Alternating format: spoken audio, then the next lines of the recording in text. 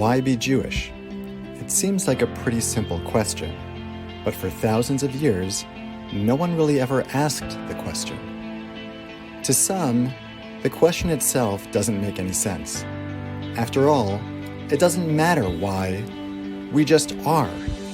Indeed, some point to the speech that Moses gave to the Jewish people shortly before his death in Parshat Nitzavim, where he declared, "I am making this covenant with its oath, not only with you who are standing here with us today in the presence of the Lord our God, but also with those who are not here with us today."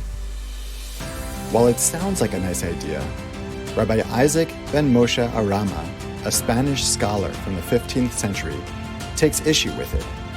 While Jewish law allows one person to accept a gift on behalf of another person, even without their consent, one is not allowed to obligate another person in a responsibility without their consent. And Judaism, while lovely, is certainly filled with many, many obligations. So this brings us back to our original question: why be Jewish? Again, for thousands of years, the question went unasked.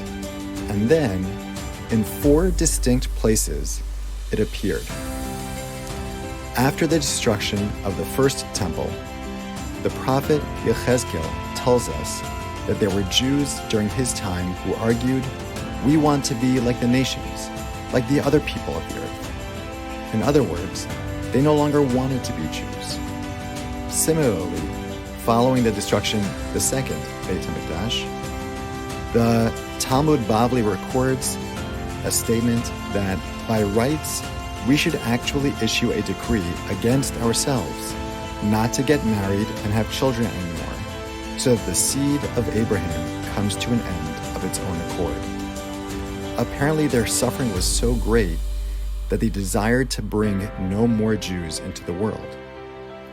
A third occasion happened after the Spanish Inquisition, when the scholar Abravanel made reference in his commentary on the Haggadah that there were moments during those tragic years when he says that he came close to feeling that all the prophets who prophesied about redemption and salvation were actually false.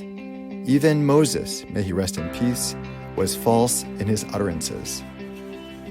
And finally, a 4th crisis came about following the years of the Holocaust, where the poet Elie Wiesel put it simply, "The Jewish people entered into a covenant with God. We were to protect His Torah, and He in turn assumes responsibility for Israel's presence in the world." Well, it seems, for the first time in history, this very covenant is broken. What haunts us today, however, is that this 4th crisis never truly ended.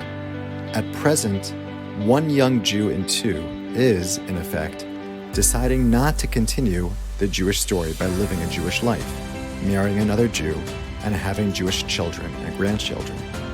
Jewish identity in the contemporary world is being transformed from faith to choice. At this point, we must ask the question again: why be Jewish?